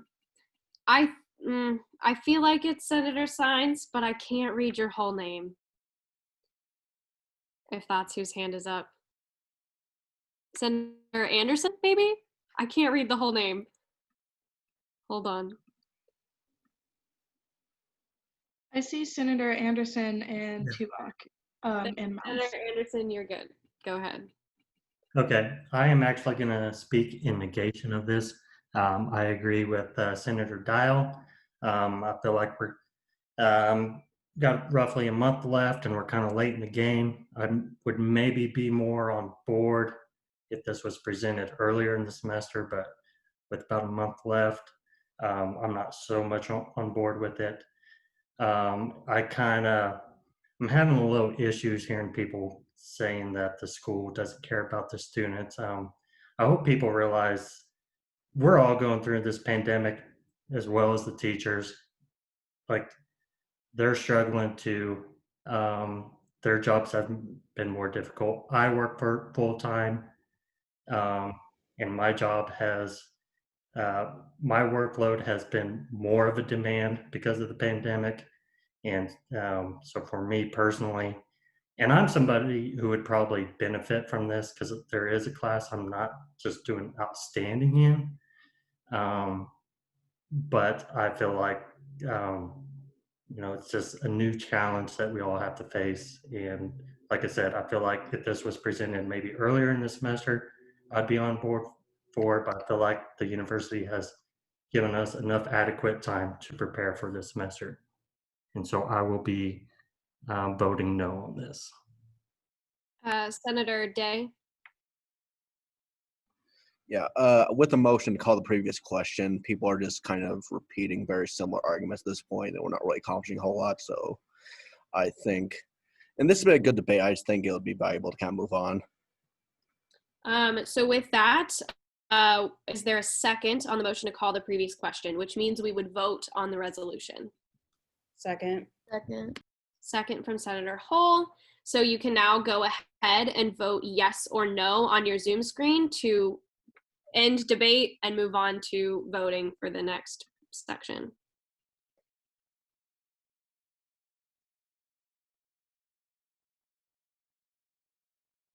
I'm going to give it like 30 seconds or so.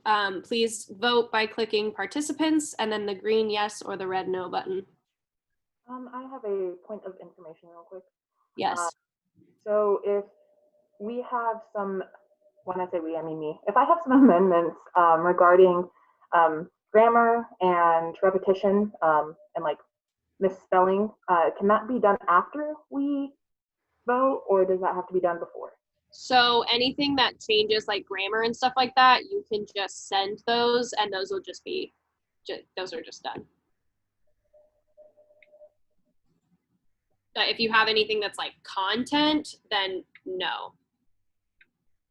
But if it's like just grammar stuff, then yeah, those changes can just be made. So with that, with 35, Senator Mirage, sorry.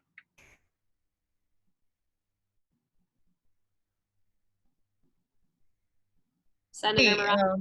Hey, hi, I'm sorry. I was in negation of that, and I was agreeing with Senator Anderson and Senator Dial, I guess, that yes, we all are in this pandemic, not only the students, even the teachers are, like I have told this in the last meeting as well, they have been adjusting a lot, and I have, as a research and teaching assistant in the chemistry department, I have seen how all the teaching faculty have been so helpful in every aspect.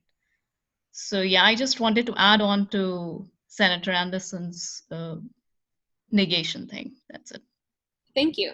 So with 34 in favor, 11 against, and some abstentions, I don't know how many, I can't do the math, so I'm gonna leave that to the Clerk Fox to figure it out.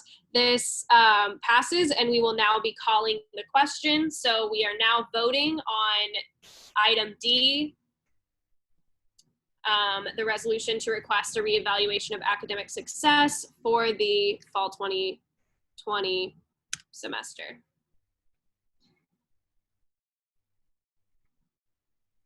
So, okay. Remember that A is yes, B is no, and C is abstain. You should only be abstaining if you have a conflict of interest with this bill, which honestly none of you should.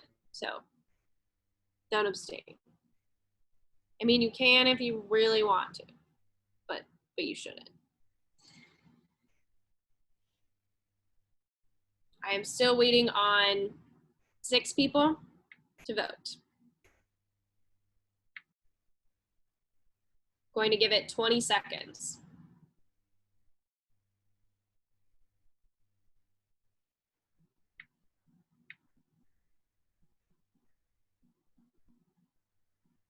Five seconds to vote.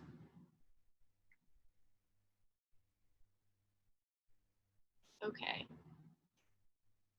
With 40 in favor, 9 against, and 4 abstentions, this resolution passes, and we will be forwarding it on to the people listed.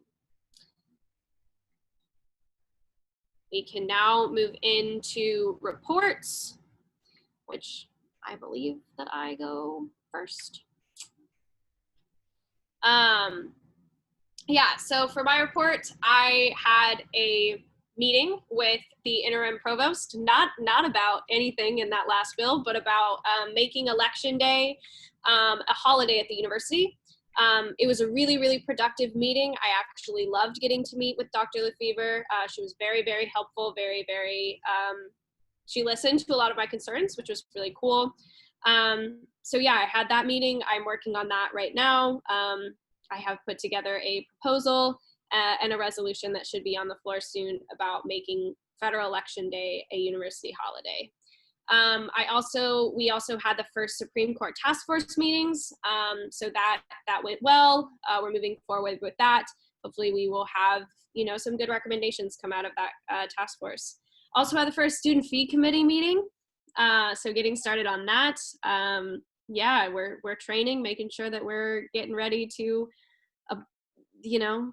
approve a lot of money. So it's exciting. And then I did all the other stuff that I do. So are there any questions for me about what I did this week? My full, more detailed report will be in the minutes. Okay, we can now move on to Senator Gums. Good night, everyone.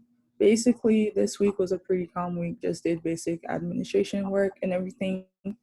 And then met with the faculty Gen committee in regards of the diversity course for first year seminars with Senator David Liu and Director of Public Relations David Garcia.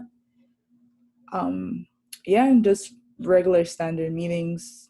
More detailed information will be in the minutes. Are there any questions for Senator Gums? Great, Senator Liu. So what Senator Gums said, the only thing I would like to add to that is in my report, I've included a link to the diversity initiative proposal. If you'd like to take a look at it, please do, and any feedback is appreciated.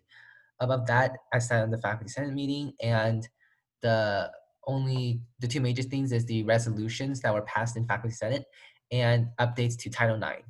I've also been working on other projects, and if you're interested, you can read about them in my minutes. Are there any questions for Senator Liu? Great, Senator Hull. Cool. So SGA scholarships will be open November 18th through the 24th on Financial Aid's new platform. I did a lot of administrative work this week. If you want some more lovely details, you can look at it in my report, but I'm open to any questions. Are there any questions for Senator Hull? Great, Senator Day.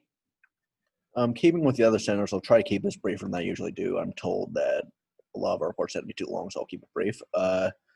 We're working to address parking related issues related to the parking passes in the parking garage. I reached out to the student advocate about making basically a guide for students about parking.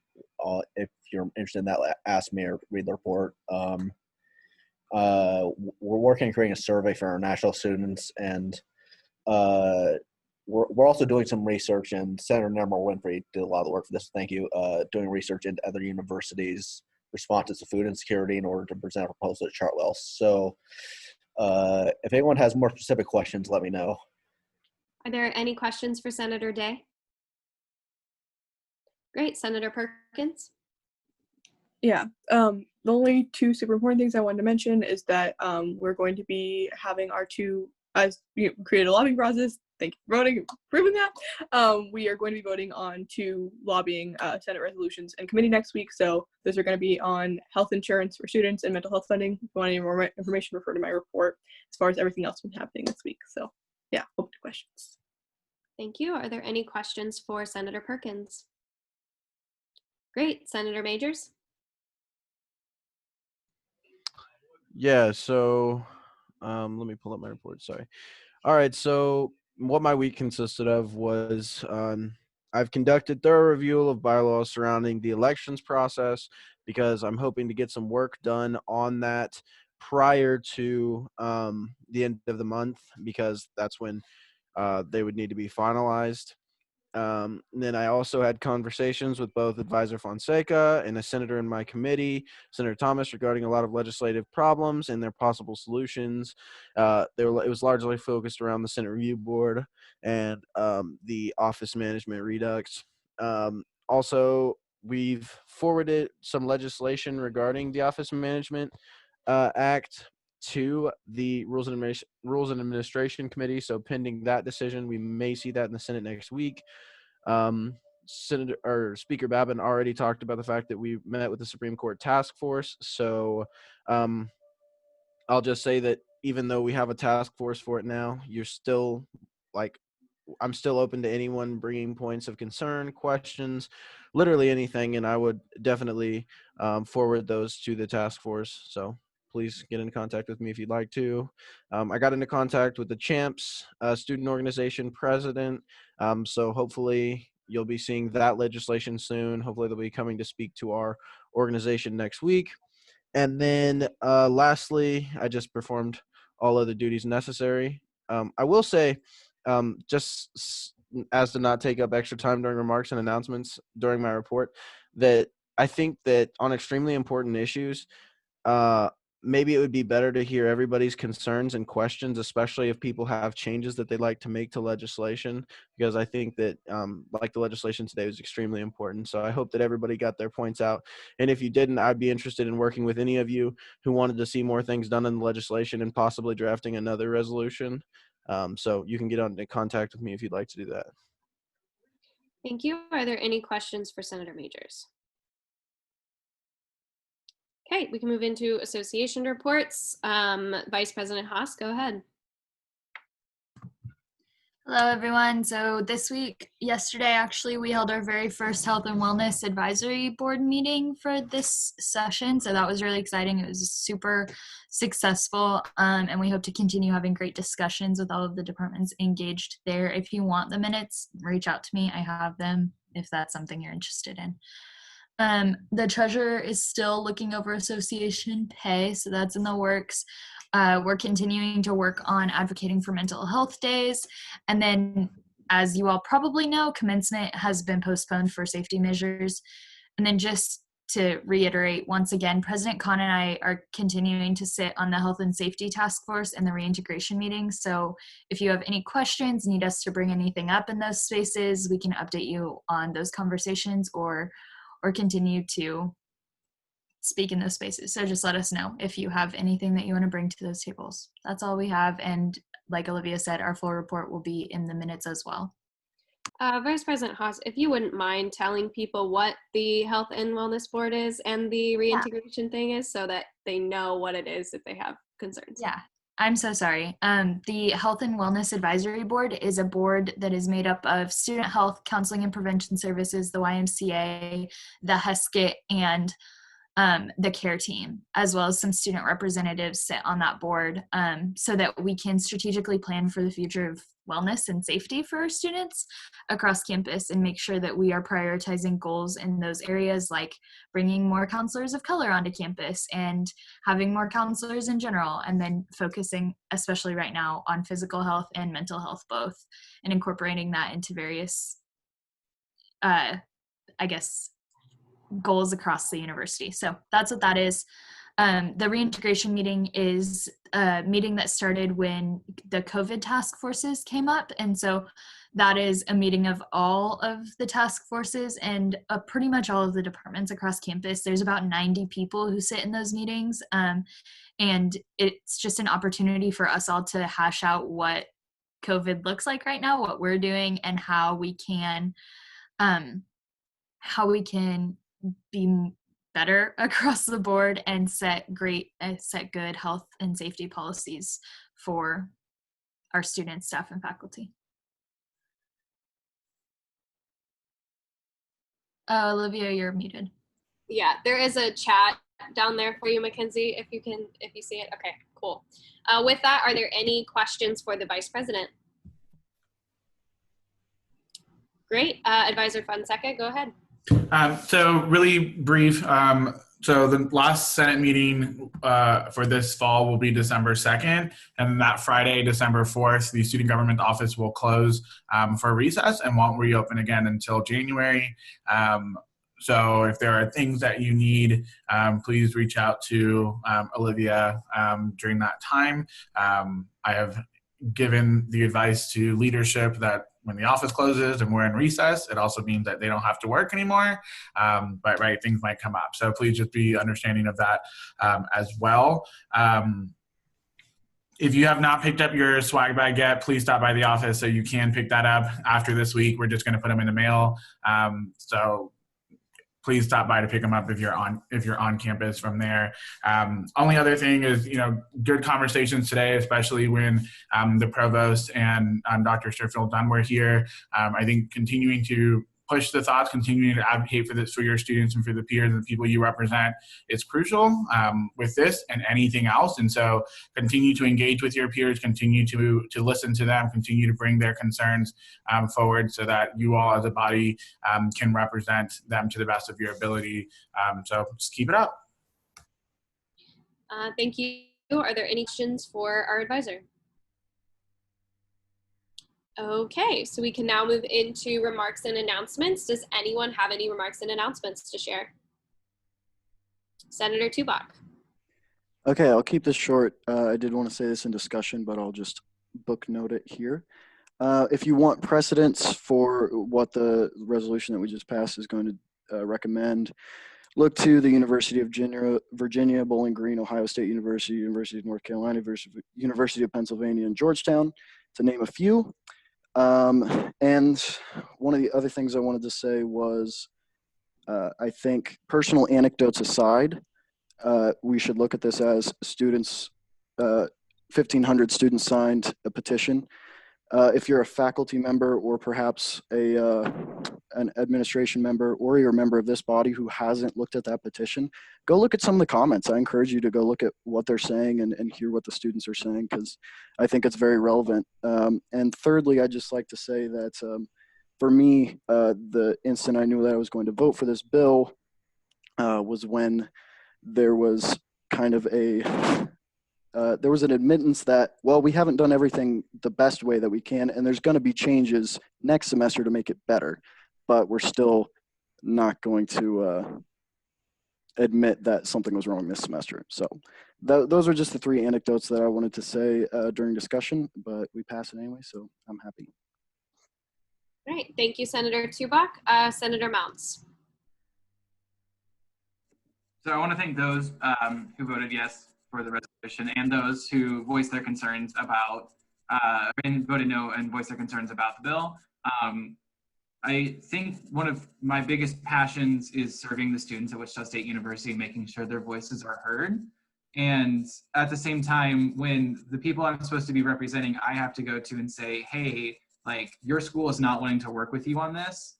That's probably one of the biggest heartbreaks I have.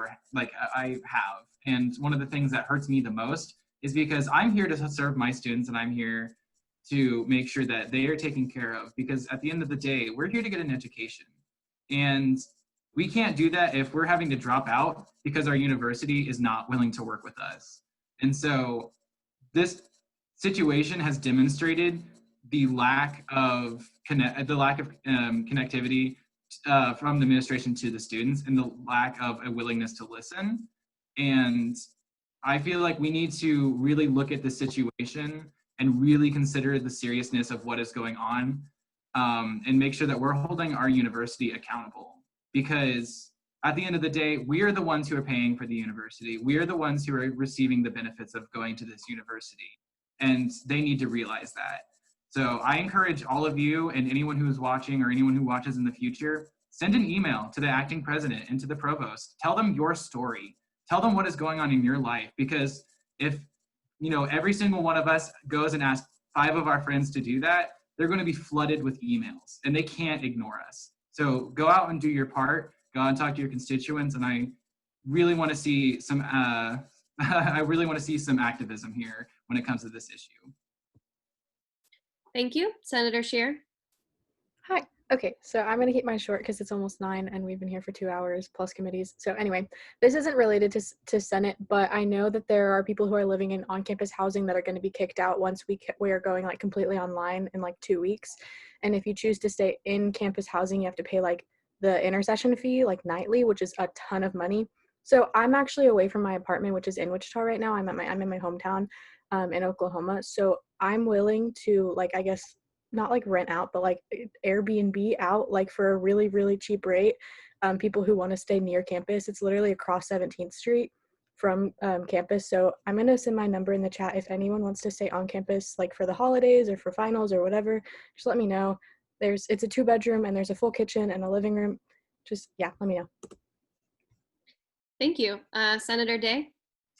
Yeah, I basically wanted to elaborate on my decision making behind the motion that was made earlier that some people, including Senator Major, found to be questionable. I'm going to keep this relatively brief. I don't withdraw the reasoning for making that motion. I think that, and this isn't meant to be like, I'm not intentionally trying to shut down debate. That's not really the goal, even though that's strictly what it is. I'm basically trying to, I think it was not really an efficient use of time to just go on and on with the debate. And so I'm glad that people who debated did. I really appreciate it. I'm glad you did. I think we reached a point where a lot of the same arguments were being made repeatedly, and that's okay. But in my opinion, there wasn't a whole lot new being added by that point. And this is a legislative body. It's not like an open forum. You need to be a little bit efficient. So we were kind of approaching a late time anyway. So that was my reasoning. You can disagree with me. That was just my opinion. So. Thank you, Senator Day. Senator Thompson. Thank you. So for the past few weeks, I've been in communication with Inika Vargas, who is heading a new business startup here at Wichita State. It's called Ziften, and its intent is to make matching or exploring opportunities in undergraduate research easier. And this project is at a point where we're starting to need help, I guess. So if anyone here, or if anyone here knows anyone that's interested, we are looking for someone who has skills in software, coding, and website design. If you are interested or know anyone that is interested, please reach out to me. Thank you. Thank you very much. So I have a couple of remarks and announcements. So first of all, I'm in Uniting Bold Sisters, and we are still running a clothing drive. So if you have any clothing that is still nice, that you would like to donate to the Wichita Children's Home, please do so. We have boxes in the SGA office and the residence halls. It's also really important. So if with that drive, if you want to donate, brand new socks and underwear, those are the items that people need a lot of the times that get kind of ignored. We don't think about socks and underwear, but those are the necessary items. So we're really looking for those items. And if you can donate those, and that would be really great. The other announcement that I have is we're coming up on 2 weeks before Thanksgiving. If you are going home for Thanksgiving and you have older parents or grandparents, or you're going to be around people who are immunocompromised, I encourage you to really think about that and think about quarantining yourself for 2 weeks. There are free tests you just walk into the YMCA on campus and they're right there. They just hand it to you. You go take it in your car. I did it yesterday. It's really easy. But yeah, I encourage you all to really think about what it's going to be like when you go home and what you could be potentially taking into the new area you're going to. So yeah, that's my thing. Also with that, I'm quarantining for 2 weeks, so you will not see me in the SGA office. I'm hanging out at my house for 2 weeks. So yeah, keep that in mind. If you need to talk to me, it will be virtually and not in person. Senator Mounts. Wow, sorry. So when it comes to getting COVID tested at the YMCA, if you are having symptoms, they will make you do a checkup, and you will have to pay for it. So it could be anywhere between $30 and $60. Kind of wish I knew that before I went in, because when I asked, they were like, no, it's free. It wasn't. So if you have symptoms, they will make you do a checkup. So if you can't afford $30 right now, try to go get a free test somewhere else. I know Sedgwick County offers a lot of mobile testing, and they usually have results within like 2 days. That was some of the best results the fastest results I had. So I highly encourage to explore other options if you are symptomatic but do need to get tested for free. Thank you. Senator Zacharias Wilson. Hi there. So I know that we passed this and it's going to be sent on to Faculty Senate. And when I say this, I mean AR 14. That's never mind. Okay. Anyway, I would highly encourage everyone to talk to your teachers about this. If it's just staying on the Zoom call for like 2 extra minutes and kind of talk to the teacher as a student and kind of tell them your stories and the stories of your constituents. I think if we are able to talk to teachers on an individual level, it would help us make these changes faster. If that's excusing late work, maybe they want to shift their grading scales. I think that rather than just directing this at the administration, we should also go and talk to our teachers, because even if we're not struggling in that class, there could be other students who are. So I just highly encourage everyone to do that, because that's what I'm going to be doing this next week. So, hurrah. Are there any other remarks and announcements before we get going? All right, perfect. You know, there's one last one. You got to turn in your senator hour, folks. We're really not doing too hot on the senator hours. Just turn it in. It's real easy. You only have to do one thing. I'm not even super specific on what you do. So just turn in your senator hour. If you're having problems with the system, let me know. Honestly, if you turn it in like 1 o'clock in the morning, I'm not going to notice. I don't check the time on it. So just get it turned in, please. I do not need to hold anybody afterwards. Advisor Fonseca, do you need to speak with anyone after the meeting? No, I am good. All right, perfect. Then we can go ahead and do our final roll call. Take out your iClicker apps and give it a good old vote. Remember, on this one, you can select anything you would like. A, B, C, D, E. If you're feeling real frisky, go ahead. Speaker Rabin, I have a question. Yes. Are we not doing anything for tomorrow, right? No, we're not doing anything tomorrow. I will give it about 30 more seconds for people to send in their little attendance button.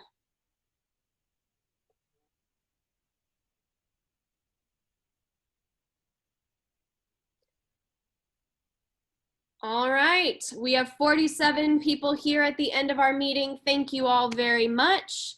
Have a great rest of your week, and I will see you all next Wednesday. Goodbye.